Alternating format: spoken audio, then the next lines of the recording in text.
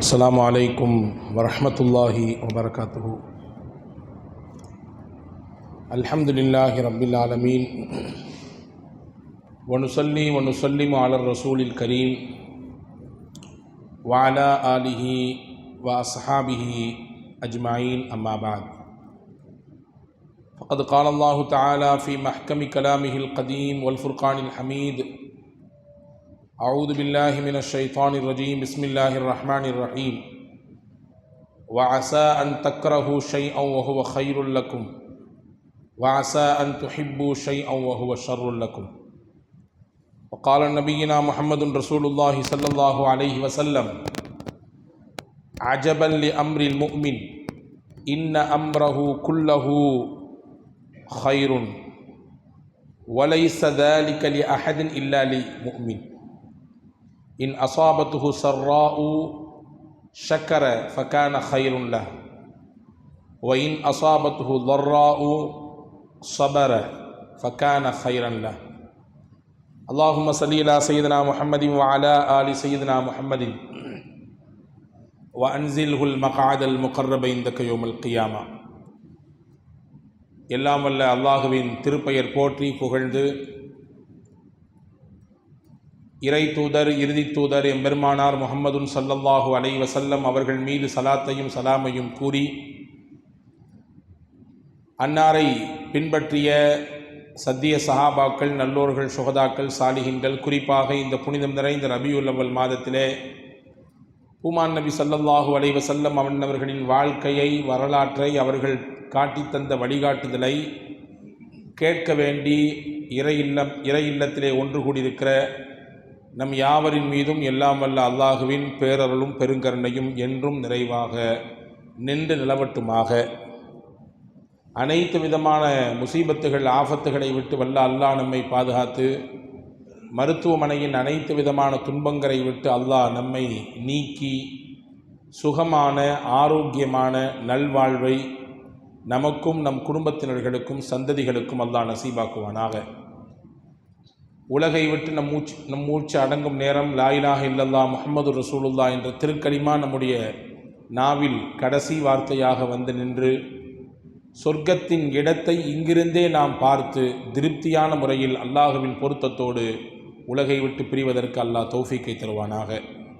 நாளை மறுமையிலும் ஜன்னத்துல் ஃபிர்தௌஸிலே நம்மையும் நம்மை பெற்ற பெற்றோர்கள், நமக்கு கல்வி தந்த உஸ்தாதுமார்கள், நம்மிடத்திலே துவாவுக்காக வேண்டிக் கொண்டவர்கள், நம் முன்னேற்றத்திற்கு காரணமான அத்துணை மக்களையும் அல்லாஹ் ஃபிர்தௌஸ் என்ற சொர்க்கத்திலே ஒன்றிணைப்பானாக. ஆமீன் யா ரப்பல் ஆலமீன். கண்ணியத்திற்கும் மரியாதைக்கும் உரிய பெரியோர்களே, பாசத்திற்குரிய மூமின்களே, ரபியுல் அவ்வல் தொடர் சொற்பொழிவு பாரம்பரியமிக்க இந்த மஸ்ஜித் இந்தியா பள்ளியிலே இந்த ஆண்டினுடைய 6வது நாளிலே தன்னம்பிக்கையூட்டிய தாஹா நபி ஸல்லல்லாஹு அலைஹி வஸல்லம் என்கின்ற தலைப்பின் கீழே சில விஷயங்களை நாம் பார்க்க இருக்கிறோம், பகிர இருக்கிறோம்.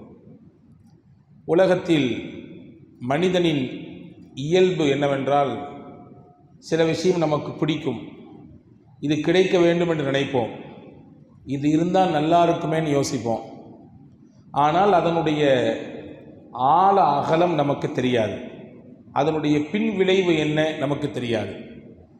வெளிரங்கத்தில் சில விஷயங்களை ஆசைப்படுவோம், அதே போன்று சில விஷயங்களை வேண்டாம் என்று நினைப்போம், இது நமக்கு தேவையில்லை என்று நினைப்போம். இதனால் பல பிரச்சனைகள் வரலாம், சங்கடங்கள் தரலாம் என்று கூட நாம் கருதுவோம், கணிப்போம். ஆனால் உள்ளபடியே அது அப்படித்தானா என்றால் அதுவும் நமக்கு தெரியாது. அல் குர்ஆன் அழகாக எடுத்து வைக்கிறது, வஅஸா அன் தக்ரஹு ஷைஅன் வஹுவ கைருல் லக்கும். சில விஷயத்தை உலகத்தில் நீங்கள் வெறுக்கிறீங்க, ஆனால் அதில் உங்களுக்கு நிறைய நன்மை இருக்குது. வஅஸா அன் துஹிப்பு ஷைஅன் வஹுவ ஷர்ருல் லக்கும். சில விஷயங்களை உலகத்தில் நீங்கள் விரும்புகிறீங்க, ஆனால் அதில் உங்களுக்கு நிறைய பிரச்சனைகள் இருக்கிறது, நிறைய தீங்கு இருக்கிறது என்று சொல்லிட்டு அல்லாஹ் முத்தாய்ப்பாக அந்த வசனத்தை முடிக்கிறான். வல்லாஹு யஅலம் வ அன்தும் லா தஅலமூன். அல்லாஹ்க்கு தெரியும், உங்களுக்கு தெரியாது. எல்லாம் படைச்சவனுக்கு தெரியும். அந்த படைப்பில் ஒருவராக இருக்கிற உங்களுக்கு அது அதனுடைய ஆளாகலம், அதனுடைய சாதக பாதகம், அதனுடைய நன்மை தீமை முழுமையாக உங்களால் உள்வாங்கிக் கொள்ள முடியாது என்பதை அல்லாஹ் அல் குர்ஆனிலே சொல்லுகிறான்.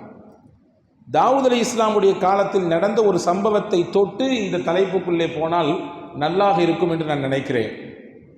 தாவூத் நபியுடைய காலத்திலே தாவூத் நபி மிகப்பெரிய அரசர், சிறப்பான முறையிலே ஆட்சி செய்த மன்னராகவும் இருந்தார்கள், இறை தூதராகவும் இருந்தார்கள். இப்போ தாவூத் அலைஹிஸ்ஸலாம்ட்ட ஒரு அம்மா வராங்க. ஒரு விதவை பெண் வருகிறது. தோற்றமே பரிதாப தோற்றம். அந்த பெண் அழுதுகிட்டே வருது. அழுதுகிட்டே மட்டும் வரல, ஒரு வார்த்தையை மடக்கி மடக்கி சொல்லிக்கிட்டே வருது. அரப்புக வாலிமுன் அம் ஆதிலுன். இறை தூதவர்களே, உங்களுடைய ரப்பு நேர்மையானவனா அல்லது அநியாயக்காரனா? அந்த பெண்மணி கேட்குற கேள்வி இதுதான். உங்களுடைய ரப்பு நேர்மையானவனா அல்லது அநியாயக்காரனா? தாவூத் அலைஹிஸ்ஸலாம் கேட்டாங்க, என்ன கேள்வி இது? படைச்சவன் எப்படி அநியாயக்காரனா இருப்பான்?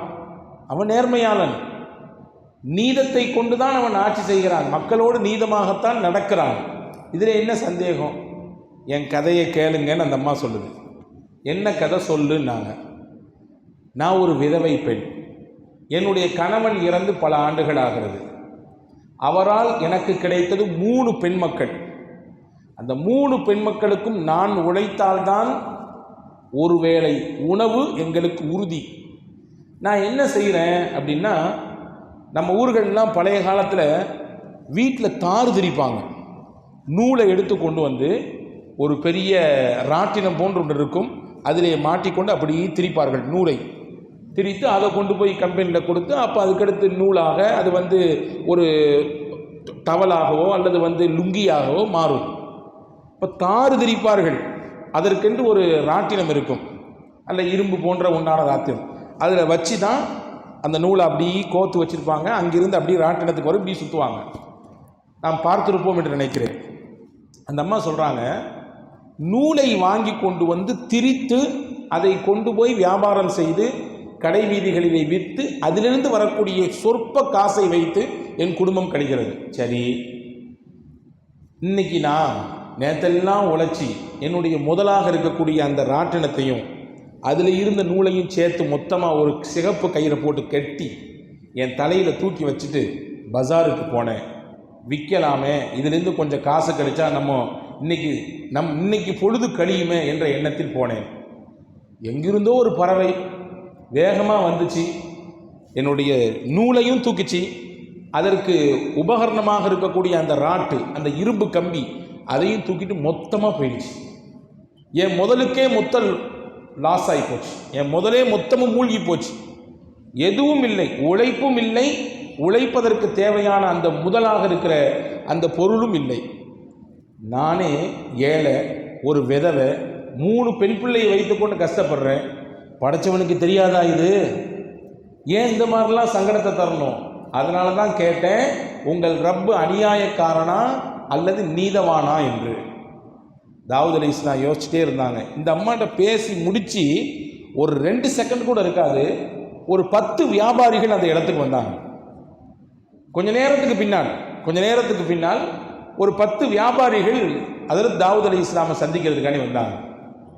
வந்தவங்க சொன்னாங்க, நபியுல்லாஹி தாவூத், அல்லாஹ்வின் இறை தூதர் தாவூத் அவர்களே, ஒரு 1000 தங்க காசுகள் கொண்டு வந்திருக்கிறோம்.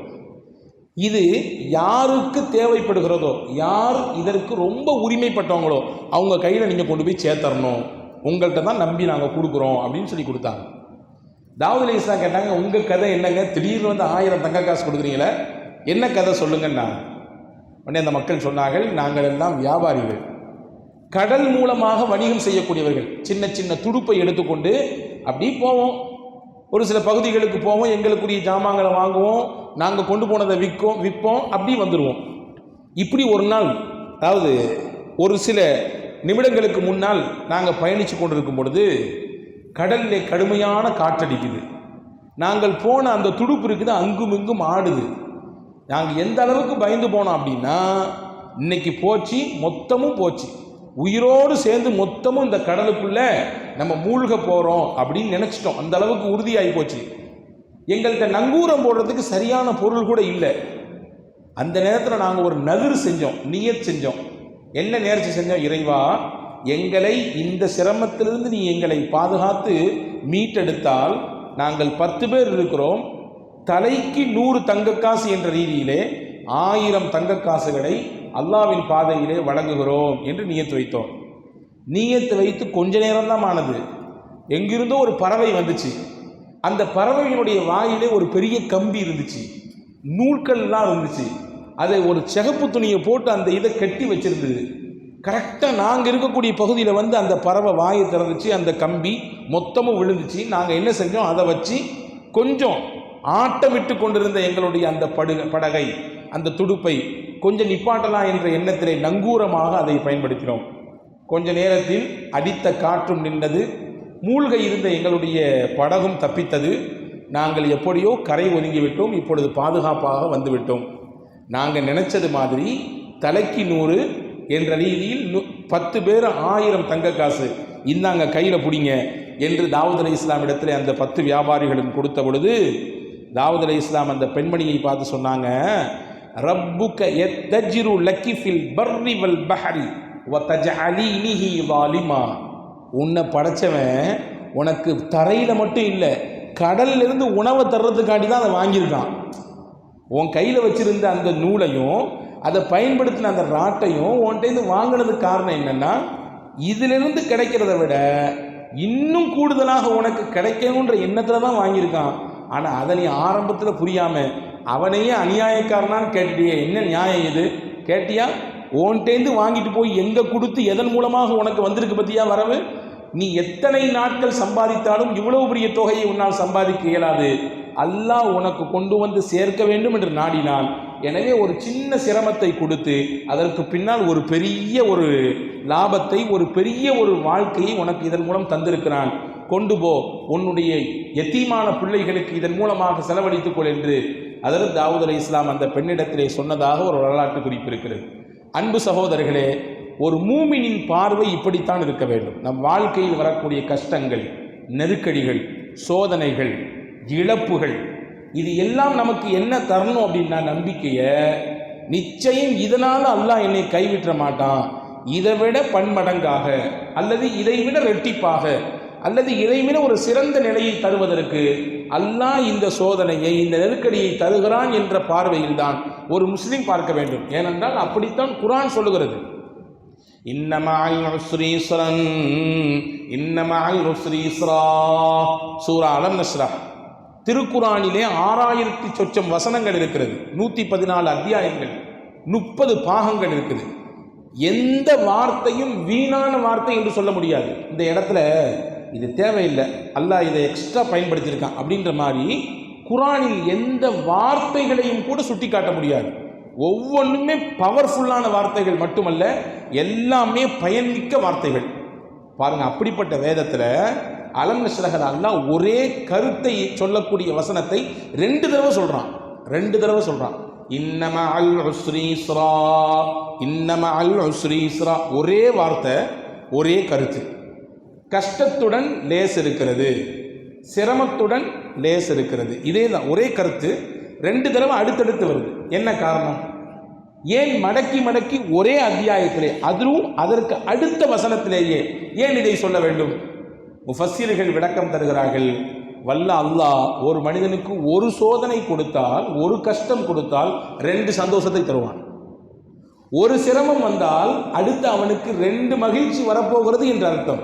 அதை உள்வாங்கிக் கொள்ளும் பொழுது, அதிலே பொறுமை காக்கும் பொழுது, அதை ஏற்றுக்கொண்டு இது அல்லாஹ்வின் விதி, அவனுடைய தக்தீர் என்று சமாதானமாகும் பொழுது அல்லாஹ் அதன் மூலமாக சிறந்த ஒரு பிரதிபலனை அல்லாஹ் அவனுக்கு வழங்குகிறான் என்கிறார்கள் அறிஞர்கள். எனவேதான் பெருமானார் ஸல்லல்லாஹு அலைஹி வஸல்லம் சொன்னார்கள், அஜபல் லி அம்ரில் முஃமினி. ஒரு முஃமினுடைய எல்லா செயலுமே ஆச்சரியமானது, ஆச்சரியமானது. இன்ன அம்ரஹு குல்லஹு கைர். அவன் செய்யக்கூடிய எல்லா விஷயமே அவனுக்கு நன்மையாகத்தான் முடியும். வலா யகூனு தாலிக இல்லா லிமுஃமின். மூமினை தவிர வேறு யாருக்கும் இந்த நிலை கிடையாது அப்படின்னு சொல்லிட்டு சொன்னாங்க ரசூலுல்லாஹ். இன் அஸாபத்துஹு ஸர்ராஉ ஷக்கர ஃபகான கைரன் லா. அந்த மனிதனுக்கு, மூமினுக்கு ஒரு சந்தோஷம் ஏற்பட்டால் அல்லாஹ்க்கு நன்றி செய்யலாம்.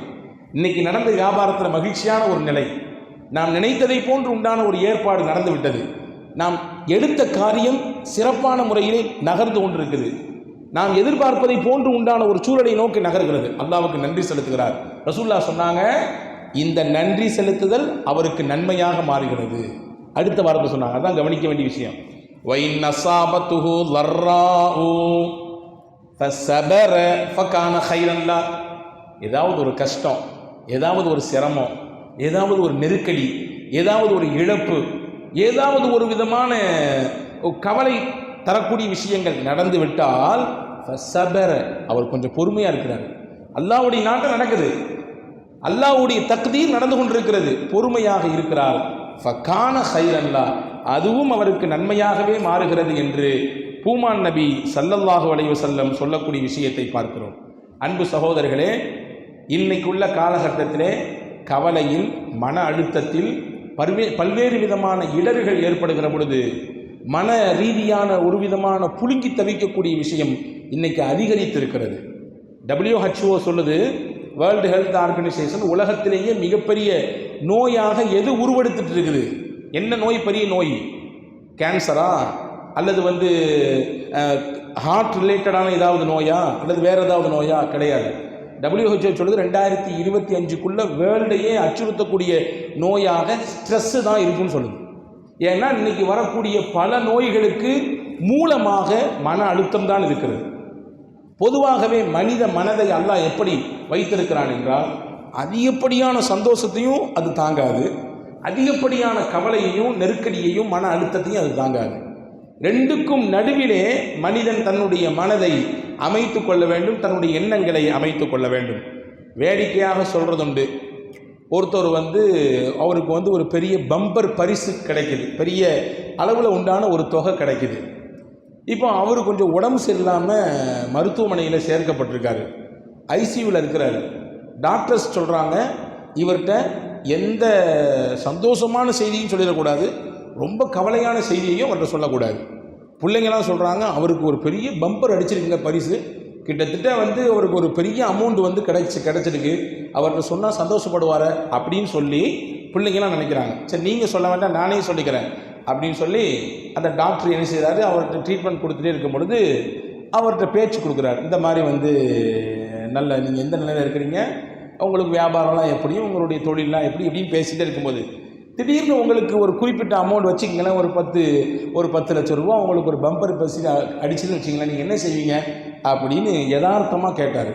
அவர் ரொம்ப யதார்த்தமாக பதில் சொன்னாங்க, அது அப்படியா, அப்படி 10 கிடச்சிதுன்னா 5 உங்களுக்கு தந்துடுவேன், இன்னொரு 5 நான் வச்சுக்கோன்னு சொன்னான். இதை கேட்டவொன்னே டாக்டருக்கு ஹார்ட் அட்டாக் வந்து போச்சு. மொத்தம் எனக்கா, 5 எனக்கா? அதை கேட்டவொன்னே இவருக்கே வேகமாக வலிச்சு போச்சு. அன்பர்களே, வேகமாக ஒரு விஷயத்தை சந்தோஷமாக இருந்தாலும் சரிதான், கவலையாக இருந்தாலும் சரிதான், அதை உள்வாங்கிக் கொடுக்கிற பொழுது அதனுடைய தாக்கம் அதிகமாக இருக்கும் என்று அறிஞர்கள் சொல்கிறார்கள். எனவே தான் கடுமையான சோகம், இழப்பு, இந்த மாதிரியான காலகட்டத்திலே ஈமான் உறுதியான நிலைப்பாட்டோடு இல்லாதவர்கள் அல்லது ஈமானிய வட்டத்துக்குள்ளே இல்லாதவர்கள் தவறான முடிவை எடுக்கக்கூடிய காட்சியை பார்க்கிறோம் இல்லையா?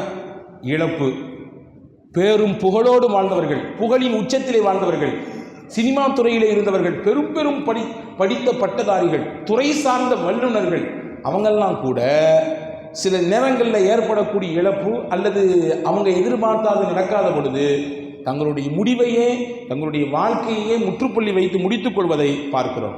எனவே தான் அல் குர்ஆன் அழகாக சொல்லுது, அழகாக எடுத்து வைக்குது. وَلَنَبْلُوَنَّكُمْ بِشَيْءٍ مِّنَ الْخَوْفِ وَالْجُوعِ وَنَقْصٍ مِّنَ الْأَمْوَالِ وَالْأَنفُسِ وَالثَّمَرَاتِ وَبَشِّرِ الصَّابِرِينَ. நாம் உங்களை சோதிப்போம், உங்களுக்கு சில கஷ்டங்களை கொடுப்போம்.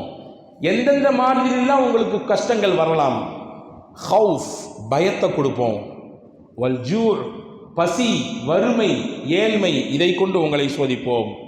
உங்கள் பொருளாதாரத்திலே இழப்பை ஏற்படுத்துவோம். வல் அன்ஃபுஸ், உங்களோடு இருந்தவர்கள், உங்களை சுற்றி வந்தவர்கள் அல்லது நீங்கள் யாரை சுற்றி வந்தீர்களோ அவர்கள், நகமும் சதையுமாக ஒட்டி இருந்த உங்களோடு இருந்தவர்கள், அவர்களுடைய ரூஹை திடீரென்று எடுத்து அந்த மாதிரி உங்களுக்கு சோதனை கொடுப்போம் சொல்லிட்டு அல்லாஹ் சொன்னால், இந்த மாதிரியான ரீதியில் சோதனைகள், இழப்புகள் உங்களுக்கு வரலாம். ஃபபஷ்ஷிரிஸ் ஸாபிரீன். யார் இந்த நிலையில் பொறுமையா இருக்கிறாங்களோ அவங்களுக்கு நபியே நீங்க சுபசோபனம் சொல்லுங்கள். அந்த மக்களின் நிலைப்பாடு எப்படி இருக்கும்? அல்லதீன இதா அஸாபத்துஹும் முஸீபா, ஏதாவது கஷ்டம் சிரமம் சோதனை என்றால் காலூ இன்னா லில்லாஹி வ இன்னா இலைஹி ராஜிஊன், நாங்கள் எல்லாரும் அல்லாஹ்வுக்குரியவங்க, அவன்கிட்ட தான் மீண்டு போகணும். எங்களுக்குன்னு உலகத்தில் என்ன இருக்குது? எங்களுக்குன்னு சொல்ற மாதிரி உலகத்தில் என்ன இருக்குது? மனிதனுக்கு எது சொந்தம்? அவன் உண்டு கழித்ததும் உடுத்து கிழித்ததும், இதை தவிர வேற எதுவும் சொந்தம் கிடையாது. உண்டங்க? வேற ஏதாவது உண்டா? உண்டு கழித்ததும் உடுத்து கிழித்தியதும் தவிர வேற எதுவும் மனிதனுக்கு சொந்தம் இல்லை. சொந்தம் இல்லை என்பதினால்தான் அவ்வளோ சொத்துகளுக்கு அதிபதியாக இருந்தாலும் போகும் பொழுது குண்டுமணி கூட நம்மோடு சேர்ந்து வருவதில்லை. இப்போ அல்லாஹ்விடத்தில் அந்த மக்கள் சொல்லுவாங்க, என்ன சிரம சோதனை வந்தாலும் இன்னா லில்லாஹி வ இன்னா இலைஹி ராஜிஊன், நாங்கள் அல்லாஹ்விற்குரியவர்கள், அவனின் பக்கமே நாங்கள் மீளக்கூடியவர்களாக இருக்கிறோம் என்று அந்த மக்கள் சொல்லுவார்கள். இந்த மக்களுக்கு நீங்கள் சுபசோபனம் சொல்லுங்கள் நபியே என்று அல்லாஹ் நபி ஸல்லல்லாஹு அலைஹி வஸல்லம் மூலமாக இந்த தன்மையுள்ள மக்களுக்கு அல்லாஹ் வாழ்த்து சொல்லுகிறான். அன்பு சகோதரர்களே, முஹையித்தீன் அப்துல் காதிர் ஜீலானி என்று சொல்லக்கூடிய மிகப்பெரிய ஞான மகான், அவர்கள் இறைநேசர்களுக்கெல்லாம் தலைவராக இருக்கிறார்கள். ஞான மகான் மட்டுமல்ல, அவர்கள் மிகப்பெரிய வியாபாரி, மிகப்பெரிய தொழிலதிபர். எந்த அளவுக்கு அவங்களுக்கு தொழில் இருந்துச்சுன்னா டன் கணக்கில் கப்பலில் வருமாம் அவங்களுக்கு சரக்கு. அப்படி ஒரு நாள் அவங்கள்ட்ட பேசிட்டு இருக்கும்போது திடீர்னு அவருடைய சீடர்களில் ஒருத்தர் ஓடி வர்றாரு. சபையில் இருக்காங்க ஹஜ்ரத் முஹையித்தீன் அப்துல் காதிர் ஜீலானி ரஹ்மத்துல்லாஹ். உங்களுடைய சரக்கு வந்துட்டு இருந்த கப்பல் பெரிய லாஸ் ஆகி போச்சு, தண்ணியில் மூழ்கிடுச்சு, வந்த மொத்த சரக்கும் வீணா தண்ணியோடு தண்ணியாக கரைஞ்சு போச்சு அப்படின்னு சொன்னாங்களாம். இதை கேட்டுட்டு ஜெயிலானி ரஹ்மத்துல்லாஹ் இன்னா லில்லாஹ் சொல்லிட்டு சொன்னாங்கன்னா அல்ஹம்துலில்லாஹ்னு சொன்னாங்களாம். ஃபஸ்ட்டு இன்னா லில்லாஹ் சொன்னாங்க, அடுத்து அல்ஹம்துலில்லாஹ் என்று சொன்னார்கள். என்ன இந்த மனுஷன் அல்ஹம்துலில்லாஹ் சொல்றாரு, பெரிய சோதனை, பெரிய கஷ்டம், மொத்த முதலும் போச்சு தண்ணியோட, அல்ஹம்துலில்லாஹ் என்று சொன்னார்கள். ஒரு சில மணித்துளிகள் தான் கடந்தது. மறுபடியும் இன்னொருத்தர் வந்தார். வந்தவர் சொன்னார், குருவே உங்களுடைய சரக்குக்கு எதுவும் பிரச்சனை இல்லை, உங்களுடைய சரக்கோடு சேர்ந்து இன்னும் சிலருடைய கப்பல்லாம் வந்துச்சு, அதில் ஏதோ ஒன்று தான் மூழ்கி போச்சு, தவிர அது தவறாக உங்களுடைய கப்பல் என்று தவறாக செய்தி வந்து விட்டது, உங்கள் சரக்கு சேஃப்டியாக வந்துட்டு இருக்குது. அதில் ஜீலானி ரஹ்மத்துல்லாஹ் மறுபடியும் சொன்னாங்க அல்ஹம்துலில்லாஹ். சுற்றி இருந்த சீடர்கள் கேட்டார்கள், ஃபஸ்ட்டு சொன்ன செய்தி சோகத்தை தரக்கூடிய செய்தி, பெரிய லாஸ், பெரிய லாஸ் உங்களுக்கு, அந்த நேரத்துலையும் அல்ஹம்துலில்லாஹ் சொன்னீங்க. ரெண்டாவது அந்த லாஸ்லாம் இல்லை, நிறைவாக லாபத்தோடு கப்பல் வருது, நல்ல சரக்குகளோடு வந்துட்டு இருக்குது அப்படின்னு நல்ல செய்தி கிடைச்சிது, அப்பவும் அல்ஹம்துலில்லாஹ் சொன்னீங்க. என்ன காரணம், விளக்கம் சொல்லுங்களேன்னு கேட்டு சொன்னாங்களாம். ஹஜ்ரத் முஹையித்தீன் அப்துல் காதிர் ஜீலானி ரஹ்மத்துல்லாஹ் சொன்னாங்களாம், சோதனை கஷ்டம் வரக்கூடிய சமயத்தில் அந்த செய்தி எனக்கு வந்தவுடன் என் கல்பை நான் பார்த்தேன், அதில் எந்த மாற்றமும் இல்லை, கொடுத்தவன் அவன், அவனே எடுத்துக்கொண்டான், இதில் நமக்கு என்ன இருக்கிறது என்ற நிலைப்பாடோடு என்னுடைய உள்ளம் இருந்தது. அப்படிப்பட்ட உள்ளத்தை தந்த அல்லாஹ்விற்கு நன்றி சொன்னேன். எந்த பாதிப்பும் இல்லை, சேஃப்டியா வந்துட்டு இருக்குது, நல்ல வேலை, அடுத்தவங்களுக்கு போனா போய் தெரியுது, நம்ம இது நல்லபடியா வந்துட்டு இருக்கு அப்படின்ற மாதிரி எண்ணம்லாம் எனக்கு இல்லை. நல்லபடியா வந்துகிட்டு இருக்கு அப்படின்ற செய்தி வந்த உடனேயும் என்னுடைய உள்ளத்தை பார்த்தேன், தரக்கூடியவன் அவன், அவன் எப்படியும் தருவான், தரக்கூடிய பொறுப்பை ராசிக்காக அவன் எடுத்திருக்கிறான், எப்படியும் தருவான், எனவே அவன்தான் பாதுகாப்பாக தருகிறான் என்ற எண்ணம் தான் என் உள்ளத்திலே ஓடியதை தவிர வேற எந்த மாற்று கருத்தும் வரவில்லை. கல்வை பார்த்தேன், இப்படிப்பட்ட உள்ளத்தை தந்த அல்லாஹ்விற்கு எல்லா புகழும் என்று சொன்னேன் என்று முஹையித்தீன் அப்துல் காதிர் ஜீலானி ரஹ்மத்துல்லாஹ் அவர்கள் சொல்வதாக நாம் வரலாற்று குறிப்புகளிலே பார்க்கிறோம். அன்பு சகோதரர்களே, கொடுப்பவன் அல்லாஹ் என்ற சிந்தனை நமக்கு வேண்டும். அந்த சிந்தனை வந்துவிட்டால் நமக்கு சிரமம் வந்தாலும் சரி, நெருக்கடிகள் வந்தாலும் சரி, நம்மை சுற்றி பல சூழ்ச்சிகள் வேலிகள் பின்னப்பட்டாலும் சரி, நமக்கு எதிரான பல்வேறு விதமான திட்டங்கள் போடப்பட்டாலும் சரி, எதுவும் நடக்காது, எதுவும் நடக்காது. தரக்கூடியவன் அவன் என்கின்ற நம்பிக்கையை உலகத்தில் ஆழமாக விதைத்தவர்கள் பூமான் நபி ஸல்லல்லாஹு அலைஹி வஸல்லம். இந்த நம்பிக்கை இன்னைக்கு வரைய பாலஸ்தீன மக்களுக்கு இருப்பதினால்தான் அவ்வளவு குண்டுகளுக்கு மத்தியிலும் இந்த நகரத்தை விட்டு நாங்கள் நகர மாட்டோம் என்ற நம்பிக்கையோடு வாழ்றாங்க. இருந்தால் வாழுவோம், இல்லைன்னா இந்த மண்ணில் ஷஹீதாகுவோம், இருக்கும் வரை எங்கள் மஸ்ஜிதுக்காக வேண்டி போராடுவோம், இதை மீட்டுக் கொடுப்பதற்காக வேண்டி போராடுவோம், இல்லையா இதே மண்ணில் ஷஹீதாகுவோம். வேற ஊருக்கு போக மாட்டோம். அங்கே போய் வந்த ஒரு நபர் சொன்னதை நாம் கேட்கிறோம், பார்க்கிறோம். அங்கே சின்ன பிள்ளைங்கள்லாம் அவ்வளவு நெருக்கடிகளுக்கு மத்தியிலும் சந்தோஷமாக இருக்கிறாங்க. இங்கேருந்து போன ஒருத்தர் ஒரு பையனை பார்த்து கேட்டாராமா, அப்பா இங்கே ஒரே பிரச்சனை, எப்போ பார்த்தாலும் குண்டு, பெரிய போர்க்களத்துக்கு மத்தியில் வாழ்றக்கூடிய சூழல் இருக்குது. எங்கள் நாட்டுக்கு நீங்கள் வந்துடுறீங்களா? எங்கள் நாட்டில் ஒரு மகிழ்ச்சியான வாழ்க்கை இருக்குது, எங்கள் நாட்டுக்கு நீங்கள் வாங்க, உங்களுக்கு சிறப்பான எதிர்காலம் இருக்குது அப்படின்னு சொல்லி அந்த பையன்கிட்ட இவர் பேசுகிறாரு. அந்த பையன் கேட்டானா, உங்கள் நாட்டில் என்னெல்லாம் கிடைக்கும்னு கேட்டானா. நல்ல ஃபுட்டு கிடைக்கும், சரி. நல்ல உடுப்பு கிடைக்கும், சரி. நல்ல தங்குறதுக்கு இடம் கிடைக்கும், சரி. வேற நல்ல படிப்பு கிடைக்கும், சரி. நல்ல ஒரு லக்ஸுரியான லைஃப் உங்களுக்கு அமையறதுக்கு வாய்ப்பு இருக்கு, சரி. வேற வேற என்ன, இதுதான், இதை விட வேற என்ன ஒரு வாழ்க்கையில்? அந்த பையன் திருப்பி கேட்டானா, உங்கள் நாட்டுக்கு வந்தால் ஷஹாதத் கிடைக்குமான்னு கேட்டான். உங்கள் நாட்டுக்கு வந்தால் ஷஹாதத் கிடைக்குமா? எங்கள் நாட்டில் நாங்கள் வாழ்ந்தால் இன்னைக்கு இல்லாட்டி என்னைக்காவது ஒரு நாள் ஷஹாதத் கிடைக்கும். எங்கள் மண்ணுக்காக வேண்டி, எங்கள் மஸ்ஜிதுக்காக வேண்டி நாங்கள் போராடி கொண்டிருக்கிறோம். இன்று இல்லாவிட்டாலும் என்றாவது ஒரு நாள் அல்லாஹ் எங்களுக்கு ஷஹாதத்தை தருவான் என்ற நம்பிக்கையில் தான் நாங்கள் இங்கே வாழுகிறோம். எங்களுக்கு அதுதான் பெருசு. போயிட்டு வாங்க அன்பர்களே. பாலஸ்தீனத்தின் இஸ்ரேல் நடத்தக்கூடிய தாக்குதலின் சமயத்திலே பல காணொளிகள் பரவியது. அதிலே ஒரு காணொளியை நீங்கள் பார்த்திருப்பீர்கள் என்று நம்புகிறேன். சின்ன பிள்ளைங்க விளையாடுறாங்க. நம்ம ஊரில் பிள்ளைங்க எப்படி விளையாடுவாங்க? பெண் பிள்ளைகளாக இருந்தால் பொம்மையை வச்சு விளையாடுவாங்க, இப்போ ஆம்பளை பசங்களாக இருந்தால் கார் வச்சு விளையாடுவாங்க, அல்லது வேறு ஏதாவது விளையாட்டுகள். இன்றைக்கி அந்த விளையாட்டையெல்லாம் தாண்டி செல்ஃபோனில் தான் அதிக நேரங்கள் கழியக்கூடிய சூழல் இருக்கிறது. பாலஸ்தீனத்திலே வாழக்கூடிய பிள்ளைகள் எப்படி விளையாடுகிறார்கள் தெரியுமா? அவர்களிலே ஒருவர் இறந்து போனதை போன்று அவரை வைத்து அதை தூக்கிட்டு போகிறாங்க, விளையாடிட்டு இருக்கிறாங்க. அங்கே வந்தவர் ஒருவர் கேட்கிறார், என்னம்மா விளையாட்டு விளையாடுறீங்க? நாங்கள் ஷஹீதாகி விளையாடுறோம், நாங்கள் ஷஹீதாகி விளையாடுறோம். அந்த உள்ளத்தில் எவ்வளவு பெரிய எண்ணம் உள்ளே புகுந்திருந்தால், ஷஹாதத் என்பது கிடைக்கப்பெறாத ஒரு பாக்கியம்.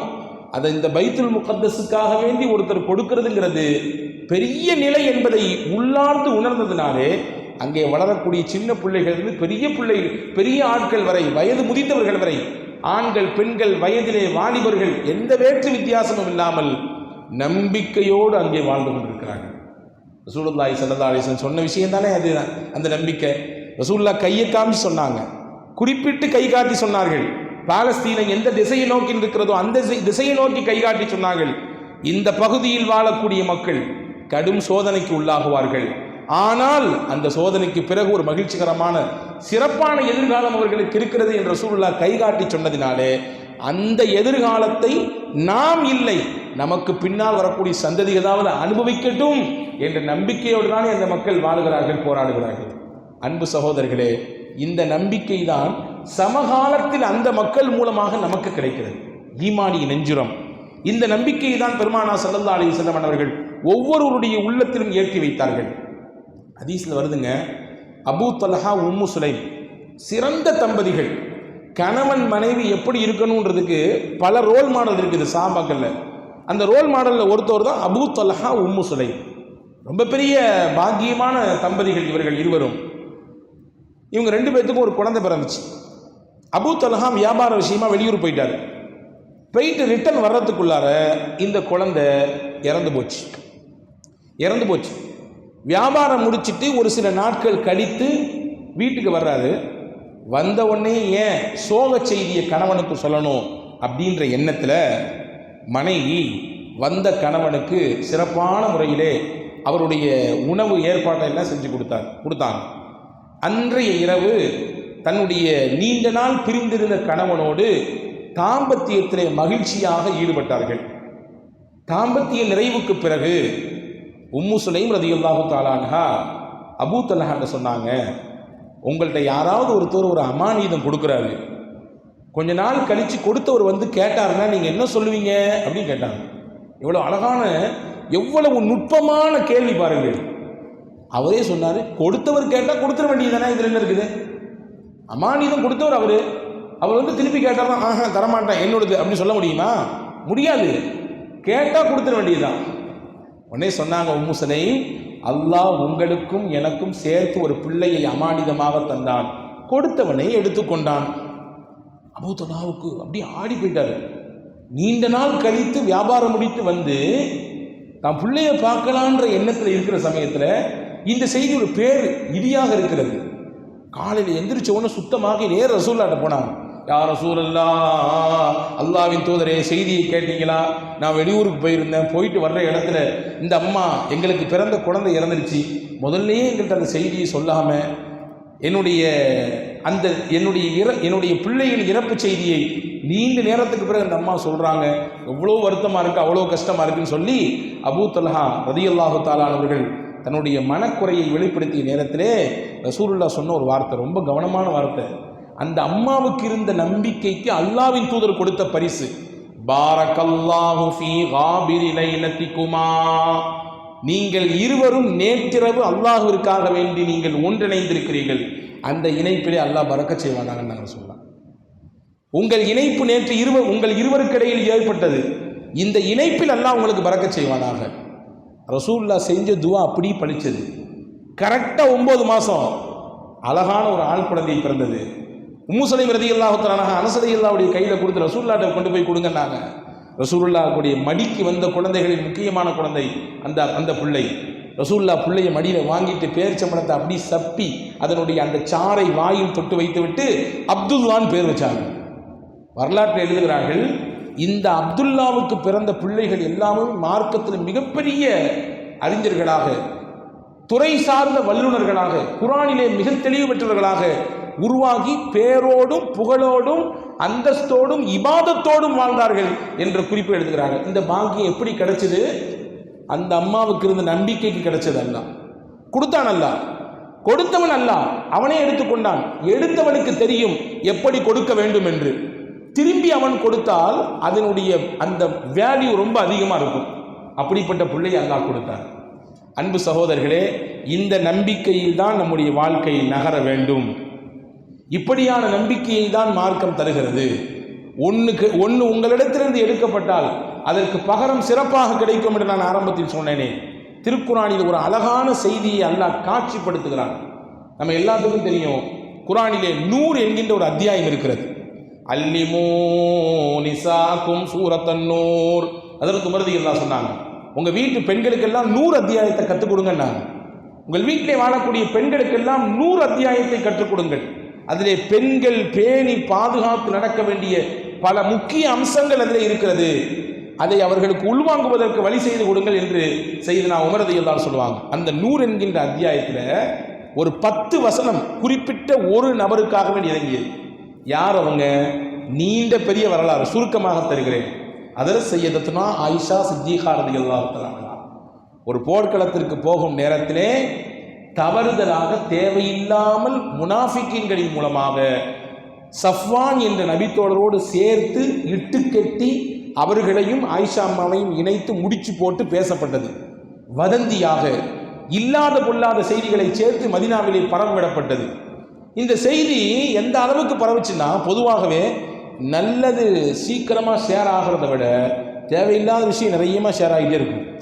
நல்ல விஷயம் ஒருத்தருடைய காதுகளுக்கு அதிகமாக போய் சேர்றதை விட தேவையில்லாத அல்லது ஒரு விதமான சங்கடத்தை தரக்கூடிய விஷயங்கள் அதிகமாக பரவும் இல்லையா? அப்படி இந்த விஷயம் பரவியது. எந்த அளவுக்கு பரவியது என்றால், ரசூலுல்லாவுக்கே மன வருத்தத்தை ஏற்படுத்திவிட்டது. சஹாபாக்களுக்குன்னா பெரிய கஷ்டம், மன கஷ்டம். அபூபக்கர் ரலியல்லாஹு அன்ஹு ஆயிஷா அம்மாவுடைய தகப்பனார், மன வலி. அவங்க அம்மா வருத்தம். இதில் என்ன வேடிக்கைன்னா, ஆயிஷா அம்மாவுக்கு கதையே தெரியாது. ரசூலுல்லாஹ் அவங்க அத்தா வீட்டில் போய் கொஞ்ச நாள் இருங்கன்ட்டாங்க. இங்கே வந்த பின்னாடி தான் செய்தியே தெரியும், இந்த மாதிரியான ஒரு தவறான கருத்து நம் மீது இட்டுக்கட்டி பரப்பப்படுகிறதுன்னு. அப்போ அந்த நேரத்தில் சராசரி நபராக இருந்தால், ஒரு சராசரி ஆணாக அல்லது ஒரு சராசரி பெண்ணாக இருந்தால், என்னை யார் அப்படி பேசினது, நான் யாருன்னு தெரியுமா, என்கிட்ட பேசிட்டு அவங்க சும்மா போயிட முடியுமா, இந்த வர்ற பதில் பேசுறதுக்கு என்னுடைய உண்மைத்தன்மை என்னன்றதை நான் வெளிச்சம் போட்டு காட்டுறேன், வாங்க வப்பமா, விவாதம் வப்பமா, என்ன ஏதுன்றது உண்மைத்தன்மையை பார்ப்போமா அப்படின்னு நம்ம பேசியிருக்கலாம் சராசரி நபராக இருந்தால். ரசூலுல்லாவின் வீட்டில் வளரக்கூடியவர்கள், நாயகத்தின் கைபிடித்து மனைவி என்கின்ற உயர்ந்த அந்தஸ்தை பெற்ற பெண்மணி என்பதினாலே அந்த அம்மா சொன்ன வார்த்தை எவ்வளவு அழுத்தமான வார்த்தை. குர்ஆனின் வார்த்தையை சொன்னார்கள். நான் இந்த நேரத்திலே யாக்கூப் அலைஹிஸ்ஸலாம் யூசுப் அலைஹிஸ்ஸலாமை இழந்த சமயத்தில் என்ன சொன்னார்களோ அதையே தான் சொல்லுவேன். ஃபஸபுருன் ஜமீல் வல்லாஹுல் முஸ்தஆனு அலா மா தஸிஃபூன். அழகிய பொறுமை. இப்பொழுது எனக்கு எதிராக செய்தி இட்டுக்கட்டப்பட்டிருக்கிறது. இதில் நான் என் உண்மைத்தன்மையை நானாக வாயிலும் சொல்வதை விட பொறுமையாக இருந்து என் ரப்பிடத்தில் எதிர்பார்ப்பேன், நான் பத்தினி என்பதை நிரூபிக்க. வல்லாஹுல் முஸ்தஆனு அலா மா தஸிஃபூன். நீங்கள் என்ன வர்ணிக்கிறீர்களோ அந்த விஷயத்தில் அல்லாஹ்வே உதவி செய்யக்கூடியவனாக இருக்கிறான். அந்த விஷயத்தில் எனக்கு அல்லாஹ்வே உதவி செய்யக்கூடியவனாக இருக்கிறான். ஆயிஷா அம்மா சொன்னாங்க, யாருக்கும் கிடைக்காத பாக்கியத்தை ஆயிஷா அம்மாவுக்கு அல்லாஹ் கொடுத்தான். கஷ்டம்தான், மன வழிதான், ரசூலுல்லாவுக்கு பெரிய வருத்தம் தான். சஹாபாக்கள் சுற்றி இருப்பவங்களுக்கெல்லாம் அவங்க வீட்டு பிரச்சனை மாதிரி ஆகிப்போச்சு. நபி வீட்டில் நடந்த ஒரு பிரச்சனையாக இருந்தாலும் தங்கள் வீட்டில் ஏற்பட்ட ஒரு மிகப்பெரிய சோகமாக அவர்களுக்கு இது ஆகி போனது. அந்த அம்மாவினுடைய வைராக்கியம், அல்லாஹ் நம்மை கைவிட மாட்டான் என்ற உறுதி உலகத்தில் யாருக்கும் தராத பாக்கியத்தை ஆயிஷா அம்மாவுக்கு அல்லாஹ் கொடுத்தான். சூரத்து நூறுல 10 வசனத்தை அல்லாஹ் இறக்கினான். 10 வசனத்தை இறக்கினான். அதனுடைய தொடர் எப்படி வருது பாருங்க. அந்த நிகழ்ச்சியை அல்லாஹ் சொல்லும் பொழுது அதனுடைய தொடரிலே சொல்கிறான், இன்னல்லதீன ஜாஊ பில் இஃப்கி உஸ்பத்தும் மின்கும் லா தஹ்ஸபூஹு ஷர்ரல் லக்கும் பல் ஹுவ கைருல் லக்கும். நபியே நாயகமே, தேவையில்லாத இட்டுக்கட்டை சொல்லிக்கொண்டு ஒரு கூட்டம் வந்திருக்கிறது. உங்கள் துணைவியாரின் மீது, மனைவியின் மீது இட்டுக்கட்டி ஒரு செய்தியை பேசிக் கொண்டிருக்கிறது. லா தஹ்ஸபூஹு ஷர்ரல் லக்கும், நீங்கள் அதை தீங்கு என்று நினைக்காதீர்கள். பல் ஹுவ கைருல் லக்கும், அது நல்லதுதான். இப்படி நடக்கிறது நல்லதுன்றான். எங்களுடைய உஸ்தாத் பெருந்தகை மறைந்த மருகும் லால்பேட்டை அப்துல் ரஹ்மான் ஹஸரத் அவர்கள், வாப்பா என்று தமிழக உலமாக்களால் அன்போடு அழைக்கக்கூடியவர்கள், அவங்க சொல்லுவாங்க, அந்த வசனத்துக்கு விளக்கம் சொல்லும் பொழுது சொல்லுவாங்க, அல்லாஹ் இதை தீமை என்று நினைக்காதீர்கள், நன்மை என்று சொல்லுகிறான். ஏன் நன்மை தெரியுமா? அல்லாஹ் அந்த இடத்துல ஆயிஷா அம்மா பொறுமையா இருந்ததுனால உண்மை தன்மையை நிரூபிக்கணும்னு அல்லாஹ் விரும்பினா அந்த நிரூபணம் உலக அழிவு நாள் வரை இருக்க வேண்டும். உலக அழிவு நாள் வரை இருக்க வேண்டும். எனவே அதை ஒரு பாடமாக வரக்கூடிய உலக அழிவு நாள் வரைக்கூடிய மக்களுக்கு பாடமாக இருப்பதற்கு குர்ஆனிலே அல்லாஹ் பதிவு செய்திருக்காங்க. அவங்க பத்தினி, அவங்க தூய்மையானவங்க, இந்த நிகழ்ச்சிக்கு அதுக்கும் சம்பந்தமே இல்லை, யாரெல்லாம் இதில் தேவையில்லாமல் பங்கெடுத்தாங்களோ அவங்களுக்குலாம் என்ன பனிஷ்மெண்ட், என்ன தண்டனை, அவங்க எவ்வளோ பெரிய குற்றவாளி அப்படின்றத எல்லாம் விலாவரியாக அல்லாஹ் சொன்னான். இது நன்மைதானே? இது ரசூலுல்லாஹி ஸல்லல்லாஹு அலைஹி வஸல்லம் துணைவியாரின் அந்த வாழ்க்கையை, தூய்மையை அல்லாஹ் திருக்குர்ஆனில் வசனத்தை இறக்கி 10 வசனங்கள் தொடர்ச்சியாக இறக்கி உண்மைப்படுத்தினான் என்றால் இது எதற்கு கிடைத்த பரிசு? அதில் தன்னை ஆயிஷா அம்மா அவர்களுக்கு கிடைத்த பரிசு, அவர்களுடைய நம்பிக்கைக்கு கிடைத்த பரிசு. எந்த பொழுதும் அல்லாஹ் நம்மை கைவிட மாட்டான், உதவி செய்வான் என்பதின் மீது இருந்த அந்த அசைக்க முடியாத நம்பிக்கை தான் அவர்களுக்கு இப்படிப்பட்ட ஒரு சிறந்த நிலையை ஏற்படுத்தி கொடுத்தது.